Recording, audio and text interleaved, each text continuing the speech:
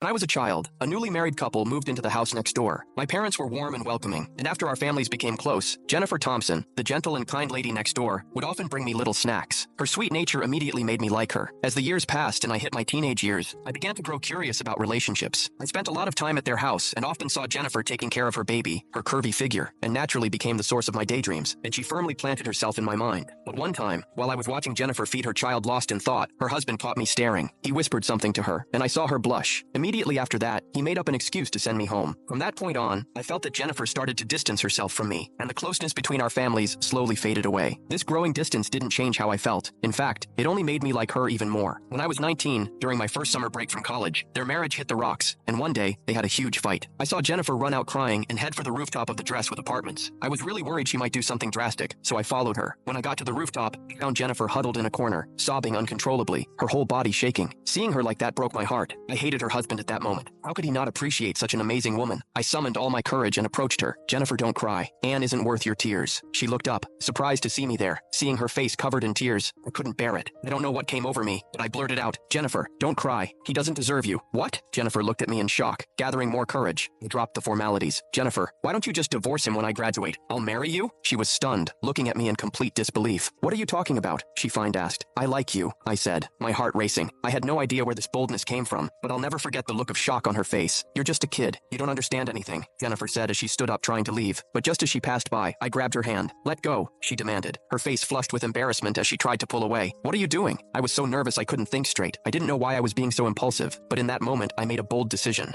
Pulled her into a hug and kissed her. That kiss was my first, but it wasn't sweet. Suddenly, Jennifer bit my lip. "Ouch!" I yelped in pain, immediately letting her go before I could say anything else. "You little jerk," smack. Jennifer slapped me hard across the face and ran off crying. That slap snapped me back to reality. I was filled with regret, constantly replaying the scene in my head, asking myself what the hell did I just do? I was terrified she would tell my parents, or worse, her husband. I couldn't go home that night. Instead, I spent the entire night on the rooftop, too scared to face anyone. It wasn't until late that night that my worried parents came looking for me. Jennifer came along with them. "Luke, what's gotten into you?" my mom asked, panicked. "Luke, don't scare us like this. Sure, you didn't get into your dream college, but life is long." They assumed I was upset about not getting into the college I wanted and thought I was in a dark place. Their concern was touching, but all I could think about was Jen. I glanced at her from the corner of my eye when our gazes met. She quickly looked away and left without a word, but I knew she hadn't told anyone about what happened when I started college. I ended up dating a girl named Amy. She was from the same city as me, and we went to school together. It didn't take long for us to become a couple. For a while, I thought I moved on from Jennifer, but when I came home during the summer break, things next door had gotten worse. The fights between Jennifer and her husband were getting louder and more frequent. I could even hear the sounds of things breaking. Suddenly, all the memories of Jennifer came flooding back. I realized I had never truly forgotten her, and every moment we shared